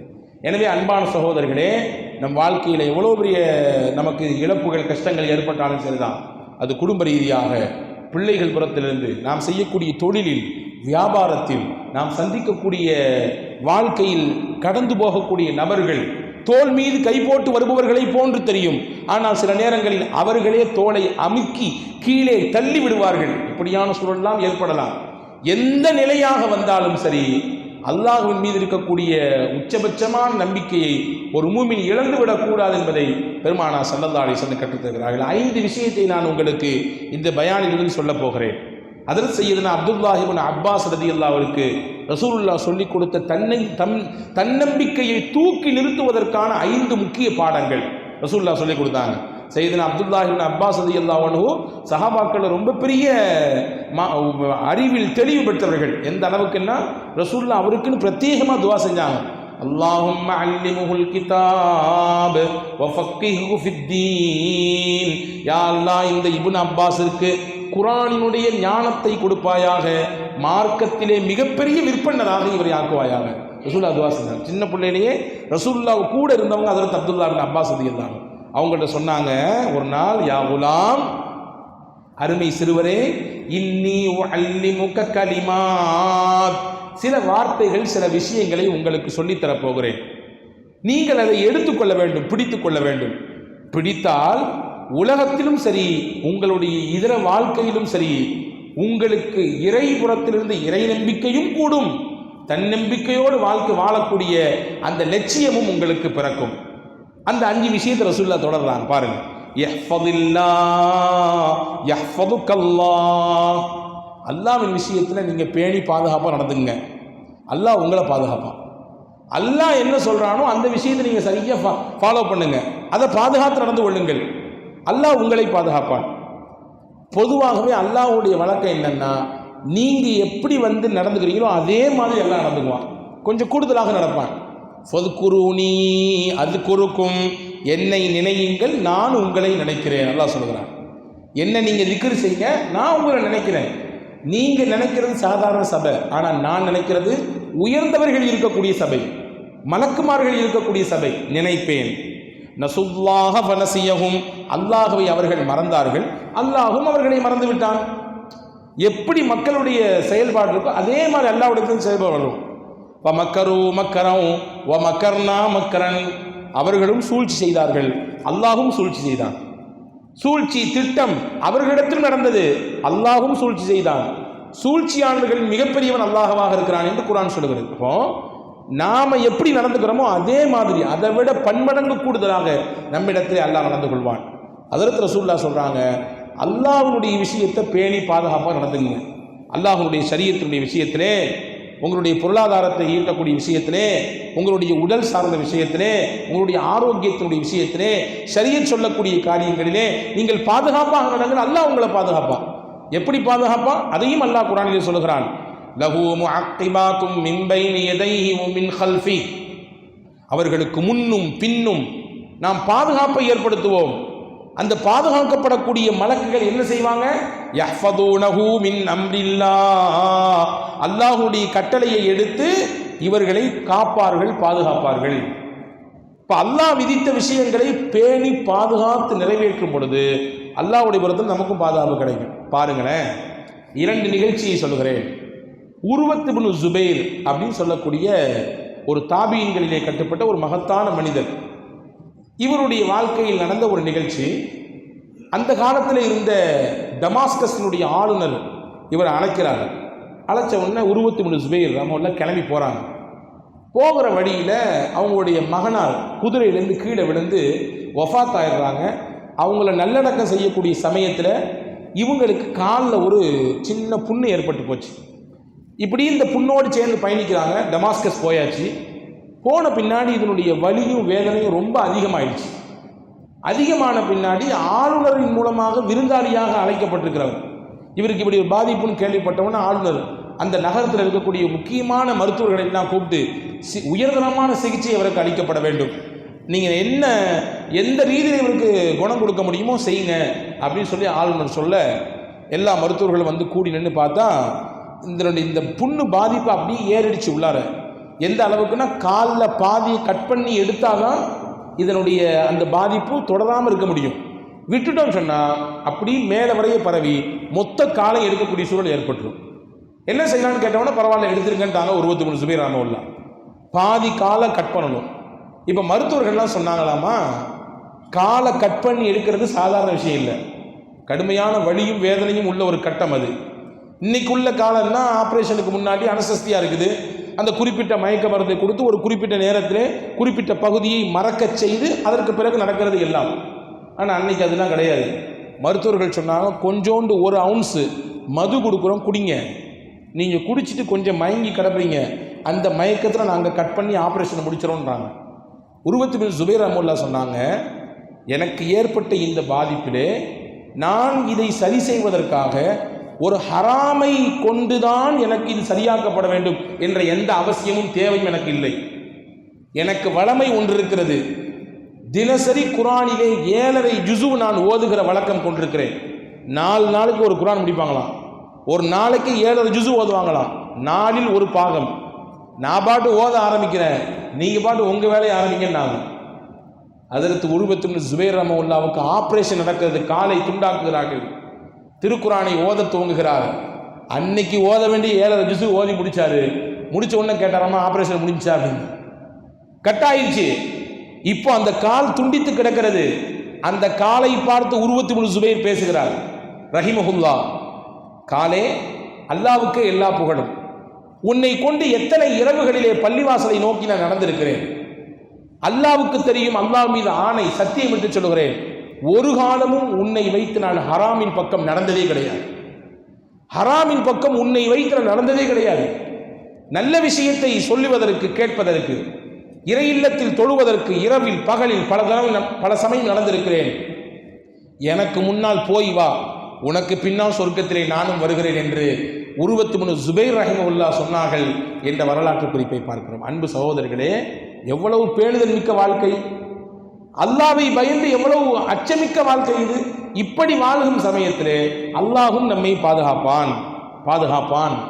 எனவேதான் அதற்கு ரசூலுல்லாஹி ஸல்லல்லாஹு அலைஹி வஸல்லம் இப்னு அப்பாஸுக்கு சொன்னாங்க, அல்லாஹ் விஷயத்தில் நீ பாதுகாப்பா நடந்துக்கோ, அல்லாஹ் உன்னை பாதுகாப்பான். ஒன்று.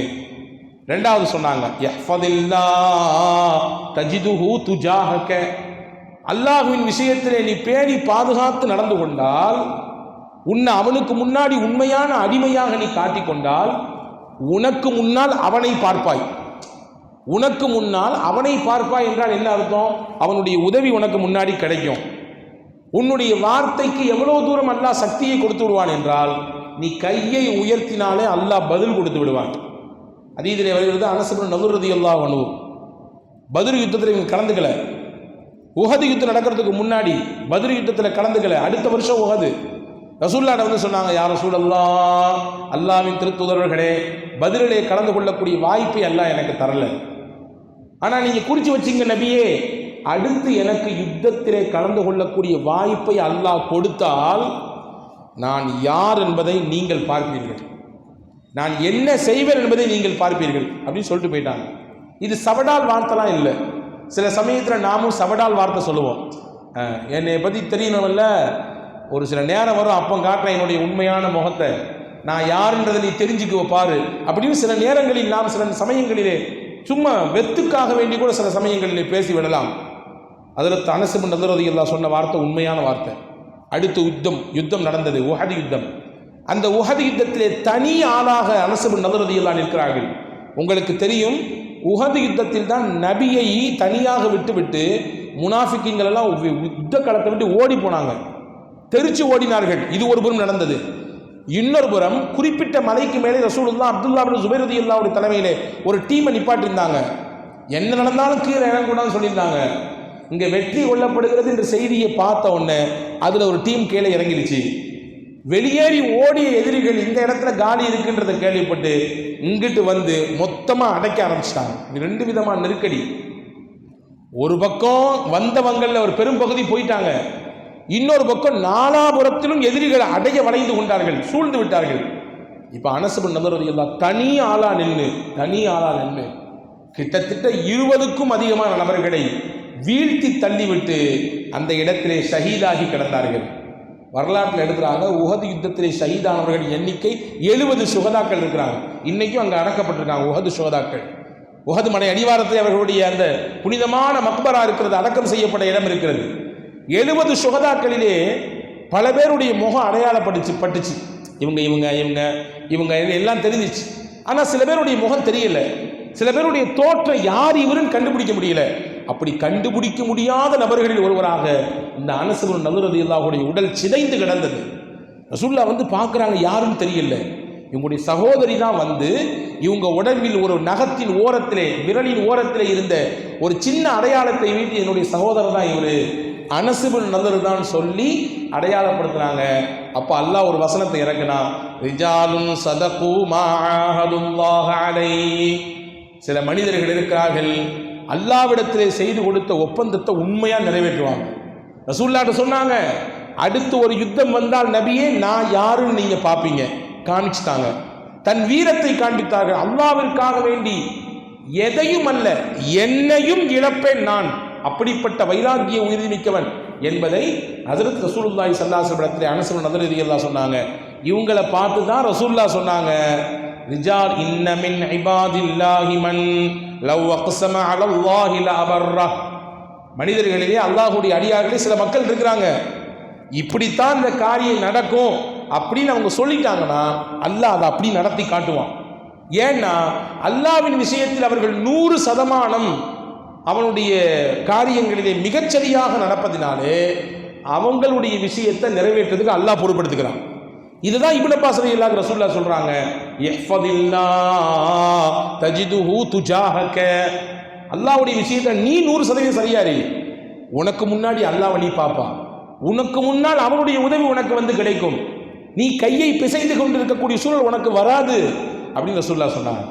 மூணாவதாக ஹஜ்ரத் ரசூலுல்லாஹி ஸல்லல்லாஹு அலைஹி வஸல்லம் ஹஜ்ரத் இப்னு அப்பாஸ்க்கு சொல்லி கொடுத்தாங்க, இதா சஅல்த ஃபஸ்அலில்லாஹ் வ இதஸ்தஅன்த ஃபஸ்தஇன் பில்லாஹ்.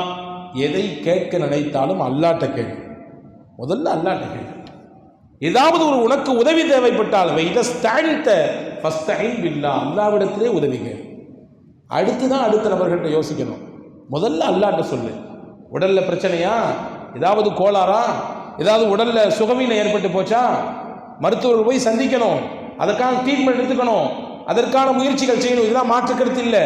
ஆனால் அது எல்லாம் நடக்கிறதுக்கு முன்னாடி ஃபர்ஸ்ட் அல்லாஹ்ட்ட வாங்க.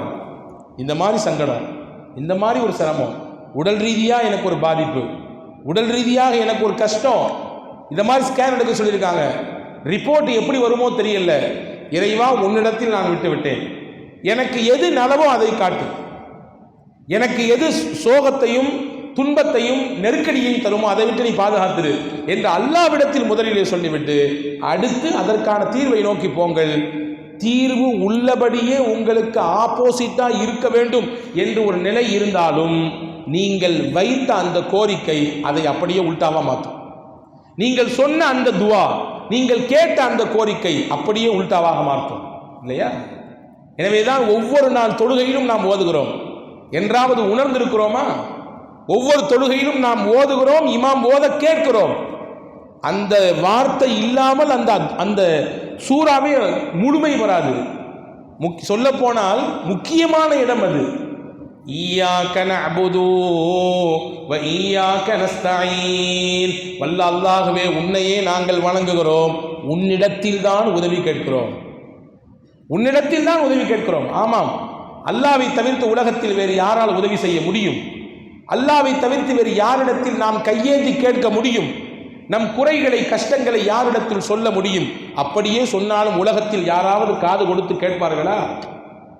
நெருங்கிய உறவாகவே இருக்கட்டுமே, நமக்கு நீண்ட நாட்களாக வருடக்கணக்கில் பழகிய நட்பாகவே இருக்கட்டுமே, ஒரு தடவை சொன்னா கேட்பாரு, வச்சுக்க 3 தடவை சொன்னா கேட்பாரு, ஒரு 5 தடவை சொன்னா கேட்பாரு, 6ஆவது தடவை போனா உனக்கு ஒரு வேலையே இல்லையா, இப்படி வருவியா டெய்லி புலம்பிகிட்டே இருப்பேன், ஏன் இப்படி சொல்லுவாங்களா மாட்டாங்களா? பெத்த தகப்பனாராகவே இருக்கட்டுமே, நாம பெத்த பிள்ளையாவே இருக்கட்டுமே, வாப்பா வாப்பா வாப்பா என்று 5-6 முறைக்கு மேலாக வந்து அவன் நம் காலை சுத்தும் பொழுது நீனா எழுந்து விழுந்து எந்திரிச்சு வாடா, வரே பின்னாடி வந்து நின்றுட்டு என்ன இது சொல்லுவோமா மாட்டோமா? ஆனால் அல்லாஹ் என்றாவது ஒரு நாள் நம்மை பார்த்து அப்படி சொல்லுவானா? எத்தனை முறை நீங்கள் அல்லாஹ்விடத்தில் கேட்டாலும் முதல் தடவை கேட்கும் பொழுது உங்களை எப்படி பார்த்தானோ அப்படித்தான் நீங்கள் 100வது தடவை கேட்கும் பொழுதும் பார்ப்பான். முதல் தடவை உங்களை எப்படி நீங்கள் அல்லாஹ்விடத்தில் உதவி கேட்டீர்களோ, எப்படி உங்களை அவன் உதவி செய்ய முன்வந்து பார்த்தானோ அப்படிதான் 1000 தடவை கேட்கிற பொழுதும் பார்ப்பான். மனிதர்களுக்கும் அல்லாஹ்வுக்கும் நிறைய வித்தியாசம் உண்டு. மனிதர்கள் கேட்டால் கோபப்படுவார்கள், அல்லாஹ் கேட்காட்டி கோபப்படுவான். மனிதர்கள் கேட்டா கோபப்படுவாங்க, நல்ல வேலை பக்கத்து கடைக்கு வந்தால் நம்ம கடைக்கு வரல, கிராஸ் பண்ணி போயிட்டாரு. மனிதன் இயல்பு, என்னையும் சேர்த்துத்தான் சொல்லுகிறேன், இயல்பு. ஆனால் அல்லாஹ்வின் இயல்பு கேட்கவில்லை என்றால் கோபப்படுவான். ஏன் இவன் இடத்தில் கேட்க மறுக்கிறான்? கொடுக்க நான் தயார். உதுஊனி அஸ்தஜிபு லக்கும், என்னை கூப்பிடுங்கள் உங்களுக்கு நான் பதில் தருகிறேன், என்னை அலை என்று அல்லாஹ் சொல்கிறான். இதா சஅலக இபாதி அன்னி ஃபஇன்னி கரீப். நபியே, உங்களிடத்தில் என்னுடைய இபாதுகள், என்னுடைய அடியார்கள் கேட்கிறார்கள், நீங்க சொல்லுங்க இன்னி கரீப், நான் ரொம்ப பக்கத்தில் இருக்கேன். உஜீபு தஅவத்தத் தாஇ இதா தஆன், என்னை அழைக்கவர்களின் அழைப்பைக்கு நான் பதில் கொடுப்பேன் என்று அல்லாஹ் சொல்றார். எவ்வளவு ஆறுதலான வார்த்தை! அல்லாஹ்வை தொடர்பு கொள்வதற்கு இடையிலே யாரும் வேண்டாம். இஸ்லாம் மட்டும்தான் அப்படி ஒரு நிலையை வைத்து யாரும் வேண்டாம். நேரடியாக அல்லாஹ்ட்ட பேசலாம், நேரடியாக நம்முடைய மனக்குறையை சொல்லலாம், நேரடியாக அவனோடு நாம் கனெக்ஷனை ஏற்படுத்திக் கொள்ளலாம். எனவே தான் இப்னு அப்பாஸ் ரலியல்லாஹு ரசூலுல்லாஹ் சொன்னாங்க, தன்னம்பிக்கை தரக்கூடிய முக்கியமான பாயிண்ட், நீங்க வாழ்க்கையில என்ன ஏற்பட்டாலும் சரி அல்லாஹ்ட்ட கேளுங்க. ஃபர்ஸ்ட் அல்லாஹ்ட்ட கேளுங்க. என்ன உதவி உங்களுக்கு தேவைப்பட்டாலும் அவனிடத்திலே கேளுங்கள். இது மூணாவது விஷயம். நாலாவதா சொன்னாங்க ஹஜ்ரத் இப்னு அப்பாஸ் ரசூலுல்லாஹி ஸல்லல்லாஹு அலைஹி வஸல்லம், தஅர்ரிஃப் ஃபிர் ரஹா யஅரிஃபுக ஃபி ஷித்தா. சந்தோஷமா இருக்கும்போது, வாழ்க்கையில மகிழ்ச்சியா இருக்கும்போது அல்லாஹ்ட்ட நிறைய கேட்டுருங்க. நல்லா இருக்கும்போது நிறைய கேட்டுருங்க. நமக்குன்னு ஒரு கஷ்டம் வரும்ல, சிரமம் வரும்ல, நெருக்கடி வரும்ல, அப்ப நீங்க கேட்காட்டியும் அல்லாஹ் கொடுத்துருவான். நல்லா இருக்கும்போது கேட்டுருங்க. மனித இயல்பு என்ன தெரியுமா? இதுக்கு நேர் ஆப்போசிட். நல்லா இருக்கும்போது யோசிக்க மாட்டோம். அல்லாஹ்வின் இடத்தில் கையேந்தி கேட்பதற்கு நேரம் நமக்கு இருந்தாலும் சோர்வு நம்மை தடுக்கும், அல்லது அலுவல்கள் நம்மை பிடித்து இழுக்கும். ரசூலுல்லாஹ் சொன்னாங்க, நல்லா இருக்கும்போது நிறைய கேளுங்கன்னாங்க. கஷ்டப்படும் பொழுது மூமின் மட்டும் கேட்க மாட்டான், மூமின் அல்லாதவரும் கேட்கத்தான் செய்வார். எனவே தானே சகோதர சமயத்தைச் சேர்ந்தவர்கள் சிரமப்பட்ட பொழுதும் கூட, சிரமத்தில் இருக்கும் பொழுது பள்ளியை தேடி வர்றாங்க. ரொம்ப நாள் பிள்ளைக்கு ரொம்ப வருத்தமாக இருக்குது, அவ்வளோ நோய், என் பிள்ளைக்கு பொண்ணு பார்த்துக்கிட்டே இருக்கிறோம், அமையவே மாட்டேங்குது, மரம் வேலை கிடைக்கவே இல்லை. அன்பு சகோதரர்களே, நான் பணி செய்யக்கூடிய இடம் சுற்றி சகோதர சமயத்து மக்கள் வாழக்கூடிய இடம். பல காட்சிகளை நான் நேரடியாக கண்கூடாக பார்த்திருக்கிறேன். பல விஷயங்களை சொல்லி முறையிடக்கூடிய விஷயங்களை நான் பார்த்திருக்கிறேன். அன்பு சகோதரர்களே, இப்போ சிரமத்தில் இறைவனை தேடுதல் என்பது மூமின் மட்டுமல்ல, எல்லாரும் தேடுவாங்க. இப்போ மூமின் எப்படி இருக்கணும்? சந்தோஷத்தில் தேடணும். ரெண்டு விஷயத்தை குர்ஆன்ல அல்லாஹ் சொல்றான். யூனுஸ் அலைஹிஸ்ஸலாம் கஷ்ட காலத்திலே ஒரு வார்த்தையை சொல்லி அல்லாஹ்வை அழைத்தார்கள் இல்லையா? யூனுஸ் அலைஹிஸ்ஸலாம் என்ன ஓதுனாங்க? மீன் வயிற்றில் இருக்கும்போது, லா இலாஹ இல்லா அன்த சுப்ஹானக இன்னி குன்து மினல் ஸாலிமீன். மீன் வயிற்றில் ஆழ்கடலில் இருக்கும் நேரத்தில் யூனுஸ் அலைஹிஸ்ஸலாம் சொன்ன வார்த்தை. இந்த வார்த்தை ஓத ஓத மலக்குகள் பார்த்தாங்களாம். மலக்குகள் அல்லாஹ்ட்ட சொன்னாங்களாம், யா அல்லாஹ், திரும்ப திரும்ப கேள்விப்பட்ட குரல் மாதிரி இந்த குரல் இருக்குது, ஏதோ ஒரு கஷ்டத்தில் இருக்காரு போல தெரியுது, இறைவா நீ அவருக்கு நீ உதவி செய்யின்னு சொன்னாங்களாம் மலக்குகள்.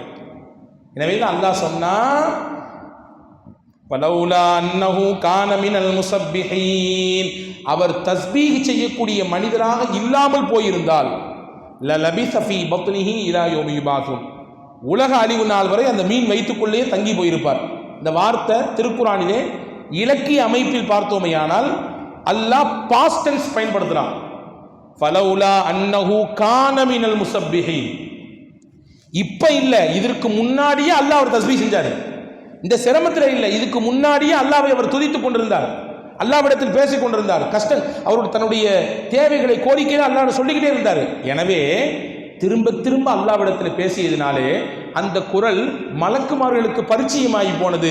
மலக்குகள் சிபாரிசு செய்தாக அல்லாஹ்விடத்திலே, யா அல்லாஹ் அவருக்கு நீ உதவி செய்யும் கேட்டார். ஒரே நபருடைய குரலை பல தடவை நாம் கேள்விப்பட்டிருந்தால், எத்தனை வருடத்திற்கு பிறகு எந்த நாட்டிலிருந்து அவர் கால் பண்ணாலும், அப்துல்லா பாய் நல்லா இருக்கீங்களா, குரலை வச்சு கண்டுபிடிக்கிறோமா இல்லையா? ஏன்னா பரிச்சயமான குரல், நமக்கு அறிமுகமான குரல். இதே வச்சுக்கோங்க, ஏதோ ஒரு டைம் கேட்டிருக்கோம், ஒரு 10 நாள் கழிச்சு அல்லது ஒரு மாதம் கழிச்சு, ஸலாம் அலைக்கும், அலைக்கும் சலாம். இன்னைக்கு நிறைய நடக்குதுங்க அந்த மாதிரி. அதாவது இஸ்லாம் வீட்டுக்குள்ளே வரும்பொழுது சலாம் சொல்லி யாருன்னு அறிமுகப்படுத்துக்குன்னு சொல்லுது. நான் வந்திருக்கேன், இன்னார் வந்திருக்கேன், அறிமுகப்படுத்தி உள்ளே போங்கன்னுது. ஆனால் இந்த ஃபோனு நடக்கூடிய கூத்தெல்லாம் பார்த்தா அல்லாஹு அக்பர், இங்கேருந்து கால் பண்ணுவார், அங்கே எடுப்பாங்க, ஸலாம் அலைக்கும், அலைக்கும் சலாம், நான் யாருன்னு தெரியுதா, இங்கேருந்து கேட்பார். அவர் எப்படி தெரியும்? முகத்தை பார்க்காம எப்படி தெரியும்? இவர் அடுத்து யாருன்னு நீ என்னை கண்டுபிடிய பார்க்கலாம், புதிர், இங்கேருந்து ஒரு புதிர் போடுறாரு, யாருன்னு நீ கண்டுபிடி. எவ்வளோ பெரிய விஷயம் இது! இப்போ பரிச்சயம் இருந்தால் கண்டுபிடித்து விடலாம், பரிச்சயம் இல்லைன்னா, ஒரு அறிமுகம் இல்லை என்றால், அந்த குரலுக்கு ஒரு தொடர்பு இல்லை என்றால் முடியாதல்லவா? யூனுஸ் அலைஹிஸ்ஸலாமுடைய குரல் கேட்டதுனால அல்லாஹ்விடத்திலே உதவி செய்ய சொன்னார்கள். ஃபிரௌனும் சொன்னான் வார்த்தை, ஆமன்து பி ரப்பி மூசா வ ஹாரூன், மூசாவினுடைய ரப்பை கொண்டும் ஹாரூனின் ரப்பை கொண்டும் நான் ஈமான் கொண்டு விட்டேன் என்று சொன்னான். மலக்குகள் அல்லாஹ்விட சொன்னாங்களாம், என்ன இது கேள்விப்படாத குரலா இருக்கு, இத்தனை நாள் நான் தான் ரப்பு ரப்புன்னு சொல்லிக்கிட்டு இருந்தேன், அல்லாஹ் உன் பக்கம் கையை ஏந்திரதே கிடையாது, இவன் இப்போ என்ன அல்லாஹ்ன்றான், இப்போ என்ன நான் தான் உன்னை வணங்க போறேன்றான், மூசாவுடைய கடவுளை ஏற்றுக்கொண்டன்றான், ஹாரூனுடைய கடவுளை நம்பிக்கை கொண்டு இருக்கிறான். இந்த குரலுக்கு நீ சட்டை பண்ணாத, இதை விட்டு அப்படின்னு ஹஜ்ரத் மலக்குமார்கள் அல்லாஹ்விடத்திலே சொல்வதாக நாம் பார்க்கிறோம். எனவே 4வது விஷயமாக இப்னு அப்பாஸ் ரசூலுல்லாஹ் சொன்னாங்க, நல்லா இருக்கும்போது நிறைய கேளுங்க, நீங்க சிரமப்படும் பொழுது, உங்களுக்கு நெருக்கடி வரும் பொழுது கேட்டாலும் பரவாயில்லை, கேட்கறனாலும் அல்லாஹ் கொடுப்பான். 5வது முக்கியமான ஒரு செய்தி சொன்னாங்க, இத்தோடு சொல்லி முடிக்கிறேன். வஅலம் அன்னல் உம்மத லவிஜ்தமஅத் அலா அன் யன்ஃபஊக பிஷைஇன் லம் யன்ஃபஊக பிஷைஇன் இல்லா கத் கதபஹு அல்லாஹு லக வஅலம் அன்னல் உம்மத லவிஜ்தமஅத் அலா அன் யதுர்ரூக பிஷைஇன் லம் யதுர்ரூக பிஷைஇன் இல்லா கத் கதபஹு அல்லாஹு அலைக். உலகமே சேர்ந்து உனக்கு நன்மை செய்யணும் நாடி அல்லாஹ் நாடாட்டி ஒரு துரும்ப கூட உனக்கு ஆப்போசிட்டா நகர்த்த முடியாது. உலகமே சேர்ந்து உனக்கு ஏதாவது தீங்கு செய்யணும் நாடி அல்லாஹ் நாடாட்டி ஒரு இம்மி அளவு கடுகளவு கூட அவர்கள் உனக்கு தீங்கு செய்ய முடியாது. எழுதப்பட்டது காய்ந்து விட்டது என்று பெருமானார் ஸல்லல்லாஹு அலைஹி வஸல்லம் சொன்னார். எவ்வளவு நம்பிக்கை மிக்க வார்த்தை இது. அல்லாஹ் நாடிதான் நடக்கும். உலகமே சேர்ந்து உனக்கு எதிராக திட்டமிட்டாலும் சதி செய்தாலும் பல்வேறு விதமான சூழ்ச்சி வலைகள் பின்னினாலும் அல்லாஹ் நாடாட்டி அவங்களால ஒரு நிமிடம் கூட உன்னிடத்தில் நெருங்கி வர முடியாது என்று பெருமானார் ஸல்லல்லாஹு அலைஹி வஸல்லம் அவர்கள் சொல்லித் தருகிறார்கள். எனவே அன்பு சகோதரர்களே, இந்த வார்த்தையை விட தன்னம்பிக்கைக்கு வேற என்ன வார்த்தை வேண்டும்?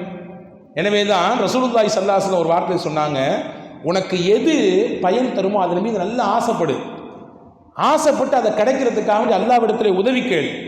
ஃபைன் அஸாபக ஷைஇன் ஃபலா தகுல் லவ் அன்னி ஃபஅல்து கான கதா வ கதா. உனக்கு நினைச்சு முயற்சி பண்ணது ஒன்று கிடைக்கலன்னு வச்சுக்கிய, ஒரு காலமும் சொல்லாத சரி நான் அப்படி நடந்திருந்தா இது சரியாயிருக்கும், இந்த காரியத்தை இப்படி செஞ்சிருந்தா இது கரெக்டாக இருக்கும். அவர் அப்படி பேசி அதை அவங்க கேட்டிருந்தாங்கன்னா நல்லா இருக்கும். நான் சொன்னதை யார் கேட்குறா? நான் சொன்னது பிரகாரம் நீங்கள் கேட்டிருந்தீங்கன்னா இந்த பிரச்சனையே வந்திருக்கா. இதெல்லாம் சொல்லவே சொல்லாதீங்க. நாங்கள் சொல்லலாம், எதையுமே சொல்லாதீங்க. வலாக்கின் குல், நீங்கள் சொல்லுங்க கத்தரல்லாஹு வ மா ஷா, அல்லாஹ் நாடி நடந்திருக்கிறது, அவ்வளவுதான். அல்லாஹ்வின் நாட்டம் நடந்திருக்கிறது அப்படின்னு சொல்லிட்டு ஒரு வார்த்தை சொன்னாங்க. அப்படி இப்படி என்று யோசிக்கக்கூடிய இந்த வார்த்தை இருக்கிறதே, இது ஷைத்தானுடைய வேலையை தூண்டிவிடும் என்று பெருமானார் ஸல்லல்லாஹு அலைஹி வஸல்லம் சொன்னார்கள். நிறைய இடத்துல நாம் பார்க்கிறோம், ஒரு வீட்டுக்காரும் பொஞ்சாதி ஏதோ ஒரு சங்கடம் போல தெரியுது. அந்த அம்மா பேசிக்கிட்டே இருக்கும் பொழுது காப்பியை கொண்டு கீழே டம்முன்னு வச்சுட்டு, உங்களை கட்டிக்கிட்டதுக்கு எதையாவது ஒரு இப்லீஸையாவது பிடிச்சி கல்யாணம் பண்ணிக்கலாம் அப்படின்னு ரொம்ப சோகத்தோடு சொல்லுது. ஏதோ அவ்வளோ தூரம் பற்றிருக்கும் போல தெரியுது.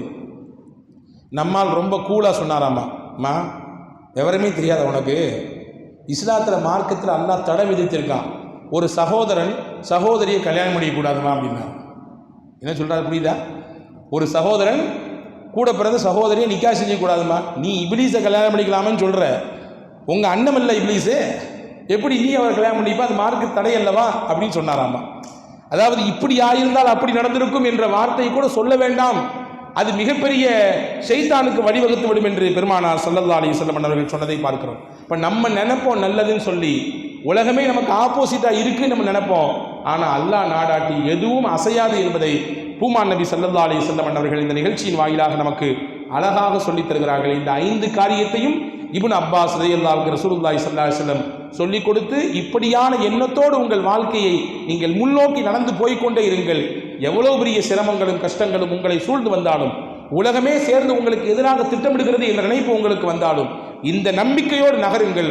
உங்கள் வாழ்க்கை வெளிச்சமான பாதைக்கு நகரும், முன்னேற்றமான பாதைக்கு நகரும். நீங்கள் நினைத்த விஷயத்தை சாதிக்கக்கூடிய இடத்திற்கு நீங்கள் நகர்ந்து போவீர்கள் என்பதை அழுத்தமாக ரசூலுல்லாஹ் சொல்லிக் கொடுத்தார்கள். அந்த அழுத்தமான இறை நம்பிக்கையோடு தன்னம்பிக்கையோடு வாழக்கூடிய நல்ல பாக்கியத்தை உங்களுக்கும் எனக்கும் எல்லா மக்களுக்கும் வல்ல அல்லாஹ் தந்து அருள் புரிவானாக. வாழும் காலத்தில் நிறைந்த ஆரோக்கியத்தையும் நீண்ட பெருவாழ்வையும் நோய் நொடி இல்லாத நல்வாழ்க்கையும் வல்ல அல்லாஹ் நம் யாவருக்கும் தருவானாக. மருத்துவமனையின் கஷ்டங்கள் துன்பங்களை விட்டு நம் அனைவர்களுக்கும் அல்லாஹ் பாதுகாப்பானாக. ஈமானோடு வாழ்ந்து ஈமானோடு இந்த உடலை விட்டு உயிர் பிரிவதற்கு கலிமா தௌஹீத் லா இலாஹ இல்லல்லாஹ் முஹம்மது ரசூலுல்லாஹ் என்று சொல்லி நமக்கான சொர்க்கத்தின் இடம் எதுவோ அதை இங்கிருந்தே பார்த்து மன திருப்தியோடு இறை பொருத்தத்தோடு நம் உடலை விட்டு ஆத்மா பிரிவதற்கு அல்லாஹ் தௌஃபீக் செய்வானாக. நம்மையும் நம்மை பெற்ற பெற்றோர்கள், நமக்கு கல்வி தந்த உஸ்தாதுமார்கள், நம்மிடத்திலே துவாவுக்காக வேண்டிய எல்லா மக்களையும் அல்லாஹ் ஜன்னத்துல் ஃபிர்தௌஸிலே ஒன்றிணைப்பானாக. ஆமீன் ஆமீன் யா ரப்பல் ஆலமீன். வாஃபிரு தாவானா அல்ஹம்துலில்லாஹி ரப்பில் ஆலமீன். அஸ்ஸலாமு அலைக்கும் வரஹ்மத்துல்லாஹி வபரகாத்துஹு.